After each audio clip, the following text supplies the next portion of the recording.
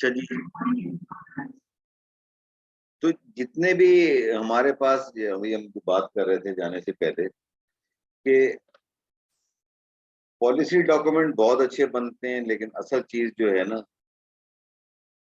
Implementation की है, उस इम्प्लीमेंटेशन के अंदर जो है हम बहुत बुरी तरीके से फेल होते हैं। ये हमारे यहाँ ये चीज नहीं होती और पॉलिसी हुकूमत बदलने के साथ साथ पॉलिसीज बदलती चली जाती हैं, जो कि ऐसा होना नहीं चाहिए, लेकिन हो रहा है हमारे। ठीक है ना? जो चीज असल बात सोचने की है, आप मैं जो मुझे चीज परेशान करती है कि इतने लोग इतने सालों से काम कर रहे हैं, कि जब आप जनरेशन का कर रहे थे काम, तो साथ साथ आपको ट्रांसमिशन पे क्यों नहीं सोचा आपने? ये जो बिजली के हम प्लांट्स की इजाजत दे रहे हैं, ये बिजली आप तक पहुंचेगी तो किस तरीके से पहुंचेगी, लेकिन बहरहाल ये एक रियलिटी है, जिसको हमें बर्दाश्त करना पड़ेगा, उसमें तो हम कुछ नहीं कर सकते। अच्छा, पॉलिसी जो है ना वो ज़ाहिर है जो भी बने उसके एंड रिजल्ट आपके ज़हन में होने चाहिए कि ये पॉलिसी हम बनाने जा रहे हैं, इससे एंड रिजल्ट ये होगा। अब मिसाल के तौर पे पूरे मुल्क को जिस चीज़ ने क्रिपल किया हुआ है वो सर्कुलर डेट का एक इश्यू है। तो वो सर्कुलर डेट के इश्यू को अगर आपने पॉलिसी बनाई इस तरीके से कि आपको पहले तो ये होता है ना कि अगर आपके अल्लाह ना करे कोई आपको ज़ख्म हो जाए ना, तो आप उसकी सिर्फ सफाई करने से वो ज़ख्म सही नहीं होगा। जब तक कि ज़ख्म सही करने के लिए आप दवा भी नहीं लेंगे ना। अभी तक हम क्या कर रहे हैं कि जो भी ज़ख्म होता है उसकी तो सफाई कर रहे होते हैं और उसको सही करने के लिए जिस दवा की ज़रूरत होती है, उसका हम इंतखाब नहीं करते कि हमें उसको करना चाहिए। ठीक है ना? अब जो असल चीज़ करने की है गवर्नमेंट को कि जी ग्रिड ट्रांसमिशन के अंदर बड़ी इन्वेस्टमेंट की ज़रूरत है। आपने आईपीपीज़ को जो इंसेंटिव दिए वो आपको ग्रिड बनाने के लिए आपके पास अगर अपने पैसे नहीं है, तो आप इसको आउटसोर्स करें। आउटसोर्स करके और जो है मतलब थर्ड पार्टी को दें, बिजली की डिस्ट्रीब्यूशन बनाएँ, सब चीज़ें आप करें जो करना चाहिए, लेकिन ऐसा हो नहीं रहा है। पॉलिसी में गवर्नमेंट का काम जो है ना सिर्फ़ और सिर्फ़ पॉलिसी मेकिंग के अंदर होना चाहिए। उसका काम जो है मतलब ये तो अब साबित हो गया है ना कि गवर्नमेंट जो है इदारों को चला नहीं पा रही है। हुकूमतें बदली हैं, लेकिन हुकूमतों के बदलने से कोई हमारे हालात नहीं बदले। तो ये हमें अब इसके ऊपर रिज़ल्ट उन पे काम करना की ज़रूरत है। पहली चीज़ जो है सप्लाई डिमांड के अंदर जो है ना वो एफिशिएंसी होती है। ठीक है ना? कि अब जैसे कि नेपरा ने एक पॉलिसी बनाई है, इसके ऊपर अब अमल होना शुरू हो गया है और किसी भी महीने में जैसे कि अभी हम नवंबर में बैठेंगे, अक्टूबर के अंदर जो बिजली बनी है उसका पूरा वो ऑडिट करते हैं कि कौन-सा प्लांट एफिशिएंट था, उससे आपने अगर बिजली नहीं ली तो क्यों नहीं ली? उसके कोई लॉजिकल रीज़न होने चाहिए। वरना तो वो फिर आपको वो जुर्माना भी करते हैं वो सारी चीज़ों का। कॉम्पिटिशन लाना पड़ेगा आपको। अब जैसे कराची के अंदर मोनोपोली दे दी गई है सिर्फ़ और सिर्फ़ जो है उसको अपना केई के पास मोनोपोली है। उस मोनोपोली की वजह से आप देख लें कि जितनी भी उनके सिस्टम में इनएफिशिएंसीज़ हों, वो इनएफिशिएंसीज़ को जो है चल रही हैं। अब उनका उन्होंने एक तरीका अपना लिया है कि जी मीडिया मैनेजमेंट के लिए टीमें हायर कर लो, एजेंसीज़ को हायर कर लो, पीआर एजेंसीज़ को हायर कर लो जो आपको प्रमोट करें और आप बंदे मर रहे हों, आपका निज़ाम सही ना हो रहा हो, तो अब क्या कहा जा सकता है उसके लिए कि लेकिन बहरहाल ये चल रहा है हमारे यहाँ। इंफ्रास्ट्रक्चर के ऊपर काम करने की ज़रूरत है, जैसे इतनी देर से हम बात कर रहे हैं कि हमारे यहाँ सब कुछ है, अगर नहीं है कोई चीज़, तो वो ट्रांसमिशन के ऊपर जो गैप आ गया है उस गैप को हमें देखने की ज़रूरत है। वो अब क्यों आया है हमारे यहाँ गैप, उस गैप को जो है बिजली मौजूद है, लोगों तक नहीं पहुँच पा रही, बिजली मौजूद है, जहाँ ज़रूरत है हम नहीं पहुँचा पा रहे हैं, उस ट्रांसमिशन को हमें करने की ज़रूरत है। तीसरी बात, आखिरी बात कि ये टैरिफ।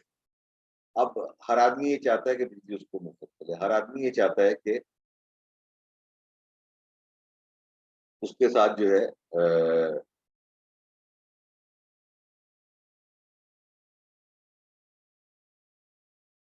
उसको देना ना पड़े, इस्तेमाल वो करता रहे और वो चीज़ें लेता रहे, लेकिन ऐसा दुनिया में होता नहीं है। तो बहरहाल ये चीज़ें हैं और जो चल रही हैं और चलती रहेंगी ऐसी, ठीक है ना? अब ये जो आखिरी पॉलिसी बनी है हमारी अभी इस हुकूमत में तो कोई पॉलिसी बनी नहीं है। तो उन्होंने मुख्तलिफ पावर सेक्टर में इन्वेस्टमेंट के लिए रोड मैप बनाए थे, लेकिन वो सारे रोड मैप जो थे ना, वो जनरेशन वाले थे, डिस्ट्रीब्यूशन वाला नहीं था। एक ही प्रोजेक्ट है जो देखें, अल्लाह करे अगर वो आ जाए तो। दूसरी बात ये कि एनर्जी मिक्स को हमें इस तरीके से सही करने की जरूरत है कि हम हाइडल ज्यादा से ज्यादा लें, जो कि हमें सस्ती पड़ती है, उसके बाद गैस। अब कोल के ऊपर बड़ी डिबेट है, न्यूक्लियर है, इसके अंदर और काम हो रहा है और न्यूक्लियर बिजली आ रही है। जितना ये आपका इनपुट कम होगा, लोअर कॉस्ट की आप बिजली पैदा करेंगे, उतनी ही आपको होगा। क्योंकि इंडस्ट्रियलाइजेशन के लिए मेन चीज की जरूरत होती है ना, वो अब बिजली की होती है। उसके बगैर आप इंडस्ट्रियलाइजेशन नहीं कर सकते। एग्रीकल्चर जरूरी होता है, एग्रीकल्चर किसी भी मुल्क के अवाम को खाना खिलाने के लिए बहुत जरूरी होता है। लेकिन उस एग्रीकल्चर को से आप मुल्क नहीं चला सकते। मुल्क चलता है आपकी एक्सपोर्ट से। जितनी आपकी एक्सपोर्ट ज्यादा होंगी, उतना ही आप के लिए बेहतर होगा और आप उसको कर सकते हैं। क्योंकि हम हैं इम्पोर्ट डिपेंडेंट मुल्क। हमारे यहाँ तो ये अय्याशी है ना, आपसे पहले भी मैं शेयर कर चुका हूँ कि $2 बिलियन के तो हम सिर्फ मोबाइल फोन साल में मंगा लेते हैं। गवर्नमेंट सिर्फ रेगुलेटरी ड्यूटी लेके खुश हो जाती है उसके ऊपर कि जी हमने मोबाइल पे टैक्स लगा दिया, हमने ये कर दिया, वो उस पर खुश हो जाता है। लेकिन अगर ये सोचे ना कि $2 बिलियन का जो जा रहा है, ड्रेन हो रहा है फॉरेन एक्सचेंज में, फॉरेन एक्सचेंज आपको कमाना भी पड़ेगा ना। तो उस कमाने के लिए आपको एक्सपोर्ट करना पड़ेगा। एक्सपोर्ट करें, जितनी आप अपनी एक्सपोर्ट बढ़ाएंगे।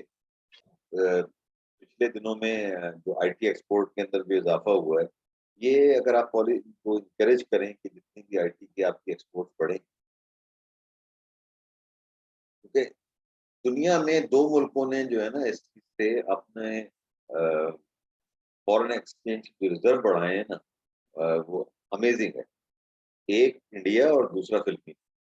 यानी इस वक्त जितनी भी मल्टीनेशनल, दुनिया की अब मल्टीनेशनल को देख लें, उनके जितने सर्विस सेंटर हैं, मतलब आप काम पाकिस्तान में कर रहे होते हैं, लेकिन आपकी इनवाइस जो फिलीपींस से बन रही होती है। उन्होंने इसके ऊपर काम करके इतना कर दिया है कि वो अरबों डॉलर का फॉरेन एक्सचेंज जो है वो जनरेट कर रहे हैं इस चीज से। तो ये है जनाब, हमें अपने एनर्जी मिक्स को सही करने की जरूरत है। पावर जनरेशन कैपेसिटी तो अब मैं समझता हूँ कि इतनी हमारे पास हो चुकी है जो पाइपलाइन में है कि अगले 20 साल भी शायद हमें उसकी जरूरत ना पड़े। लेकिन एनीवे, ठीक है ना। तो हाइडल प्रोजेक्ट पे तवज्जो देने की जरूरत है हमें आगे। सबसे बड़ी बात ये कि एनर्जी पॉलिसी के अंदर जो हम एस्टिमेशन करते हैं ना, कि हमारी डिमांड क्या होगी, ये प्रोजेक्शंस जो है ना, उसको हमें लिंक करना पड़ेगा किसी भी तरीके से, एक सेंसिबल तरीके से। मैं आपसे पहले भी जिक्र कर चुका हूँ कि जो आपका ब्यूरो ऑफ स्टैटिस्टिक्स है, अगर आप उसकी वेबसाइट पे जाके देखें ना, तो आपको ताज्जुब होगा। आपको डेटा जो मिल रहा होगा 2013 का, 2014 का, 2015 का आपको डेटा मिल रहा होगा। लेटेस्ट डेटा अवेलेबल नहीं है। ये हमें ताकि हमें पता चल सके कि हमारी एनर्जी कंजम्पशन कहाँ है, किन इलाकों में बढ़ रही है, उन इलाकों के अंदर आप अपना उसके ऊपर काम करें। तो कंक्लूजन में कि हम बैठे हुए सरप्लस एनर्जी लेके बैठे हैं, लेकिन उसको हमारे पास लोगों तक पहुंचाने के लिए, कंजम्पशन सेंटर तक पहुंचाने के लिए हमारे पास कोई वसाइल नहीं है। और ठीक है। अच्छा, अब ये कि पावर सेक्टर रिफॉर्म प्लान जो है, जो बना था, उसके पिलर्स कौन कौन से हैं? एक, गवर्नेंस और रेगुलेशन। रेगुलेशन में तो इम्प्रूवमेंट आई डेफिनेटली, लेकिन गवर्नेंस के अंदर कोई इम्प्रूवमेंट। गवर्नेंस जो है वो जैसी चल रही थी वैसी ही है। ठीक है ना। इस सब्सिडीज को प्लान करने की जरूरत है। जो कहते हैं कि जी आप जो सब्सिडाइज कर रहे हैं वो ना करें। लेकिन बात ये कि आपकी लोगों के जो हालात हैं, उन हालात को देखते हुए ये भी मुमकिन नहीं है कि आप अगर हर आदमी से जिस रेट पे बिजली मिल रही है उसको अगर आप चार्ज करने शुरू कर दें, तो उनके लिए शायद देने की सलाहियत नहीं है, उनके अंदर फाइनेंशियल स्ट्रेंथ नहीं है इतनी कि दे सके। इसी तरीके से एनर्जी फाइनेंस कैपेबिलिटी, यानी जो एनर्जी आप ले रहे हैं, खरीद रहे हैं, उसको फाइनेंस करने की कैपेबिलिटी जाहिर है कि इंडस्ट्री के पास तो है, दुकान वाले के पास तो है, लेकिन एक घर वाले के पास नहीं है। और घरों के अंदर जब तक आप, या दुकानों के अंदर, या एज ए कंट्री आप एनर्जी एफिशिएंसी को लेके आना है आपने, कि आपके अपने अखराजात आप इसी तरीके से बचा सकते। इंडिजिनस रिसोर्सेज को आप करें, और जो प्रोजेक्ट है एनर्जी सिक्योरिटी के, उसकी जो है आप करें। ठीक है ना। तो अब पावर रिफॉर्म जितनी भी इसमें हुई हैं मुल्क के अंदर, इसको अगर हम समराइज करने की बात करें, तो पावर सेक्टर कंपनियों को ऑटोनॉमी देने की जरूरत है। अभी तक वो बड़े रिजिड कंट्रोल के अंदर है, ये बातें सिर्फ होती हैं, कोई करने के लिए तैयार नहीं होता। ये जितनी भी आपकी डिस्पोज हैं, इनको आपको डीरेगुलेट करना पड़ेगा, प्राइवेटाइज करना पड़ेगा। जब आप इनको प्राइवेटाइज कर देंगे तो वो फिर जो है, जो सिस्टम की इनएफिशिएंसीज हैं, जो चोरियां हैं जो मिलके लोग कर रहे हैं, उनको वो रोकने की कोशिश करें। ठीक है। इसी तरीके से मॉडर्न टेक्नोलॉजी ऑब्वियसली जितनी भी आप लेके आएंगे उतनी आपके लिए बेहतर होगा। और एडवर्स फ्यूल मिक्स जो है हमारा, फर्नेस ऑयल को, या जो इसका जितना कम हम इस्तेमाल करेंगे, अब जैसे कि एलएनजी पे हम गए थे कि सस्ती है, लेकिन एलएनजी की जो इंटरनेशनल प्राइसेस बढ़ी हैं, उसने हमें काफी हद तक जो है इफेक्ट किया है। ठीक है। फ्यूल कॉस्ट के इम्बैलेंसेस जो हैं उसको एडजस्ट करने की जरूरत, ताकि हम अपना सही कर सकें। नेपरा को हमें और पावर देने की जरूरत है। और सबसे बड़ा जो पाकिस्तान का मसला है ना, ह्यूमन कैपेसिटी डेवलपमेंट का। आप कहीं भी चले जाएं ना, चाहे वो एजुकेशन हो, चाहे वो पावर सेक्टर हो, चाहे वो एनर्जी सेक्टर हो, कोई सेक्टर, हेल्थ सेक्टर को उठा के देखें, उसमें एफिशिएंसीज आपको नजर नहीं आती।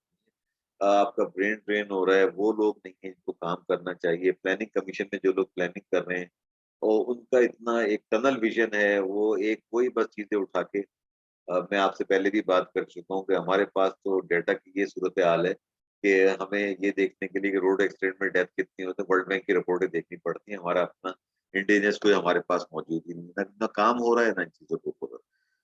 नेपरा के ऊपर काफी बेहतरी आई है, और मैं समझता हूँ कि आइंदा भी इसके अंदर होना चाहिए। ठीक है ना।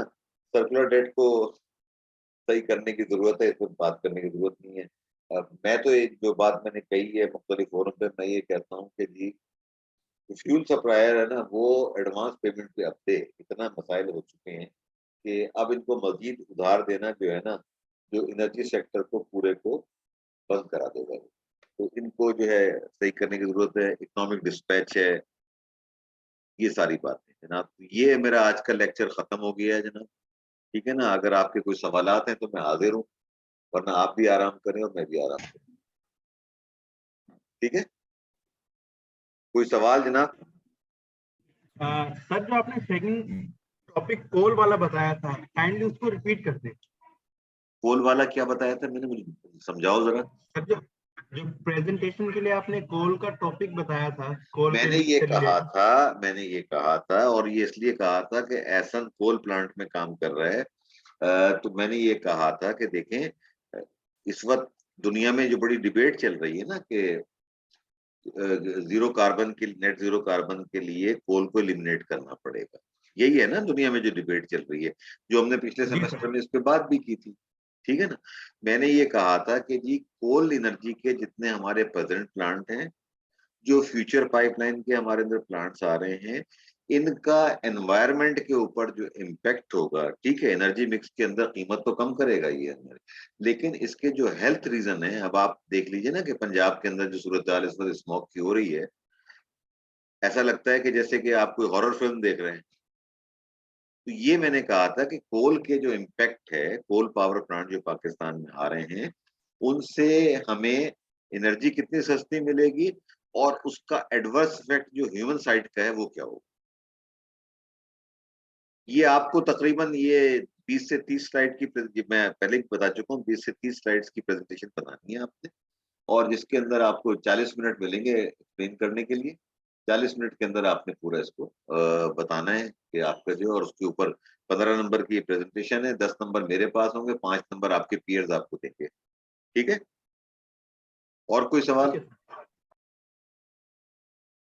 आप नो पहले सर। ग्रुप तो बना के आज कम से कम मुझे भेज नो देना। Sir, thank you sir. नहीं, मैं ग्रुप तो बना देना पहले आप मुझे। भाई अभी जी तक सर, आपने ग्रुप में ग्रुप ही सेंड नहीं कर बनी। देंगे हम। जी।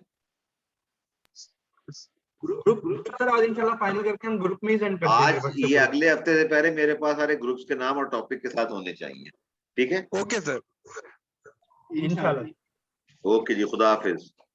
और बेटा इसरा, आप सर एक मौजूद तो है ना? ग्रुप अटेंडेंस बिल्कुल ईमानदारी से आपने मुझे देनी है, बाद में मुझे कर दीजिएगा आप मेरे लिए, यस ठीक है? यस। ओके बेटा, खुदा हाफिज सबको। अल्लाह हाफ़िज़। अल्लाह